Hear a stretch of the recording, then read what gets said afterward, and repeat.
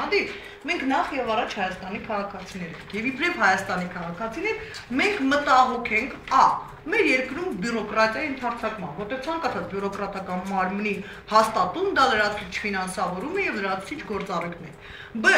Մենք մտահոգված ենք իբրև ՀՀ քաղաքացիներ, ոչ թե իբրև զուտ քաղաքական հայտ ներկայացնող մարդիկ, որ փաստորեն մենք եթե ունենում ենք նման ամբիցիոզ հայտարարություններ եւ եթե հանկարծ այդ կառույցը տապալվում է, մենք ունենում ենք այն բանը, որ միշտ անտեսել ենք հանրության հիասթափությունը հերթական անգամ պետական միջոցառումներից։ Իսկ ես չեմ ուզում, որ ՀՀ քաղաքացին եւ հանրությունը հերթական անգամ հիասթափի հանրությունը առանձնապես հուզված է։ Ես կարծում եմ, որ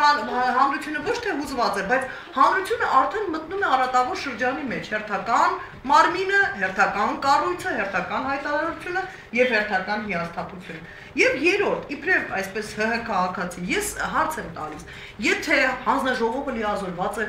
վարույթ անցկացնել եւ գործեր հարուցել, ասենք նախարարների եւ պաշտոնյաների եւ դղյակների, ուր են գնալու այդ վարույթները, էլի գնալու են, չէ, հայկական դատական, դատարան, դատական համակարգ։ Եվ երբ որ դու չունես անկախ դատական համակարգ, ինչի է բերելու այդ վարույթը։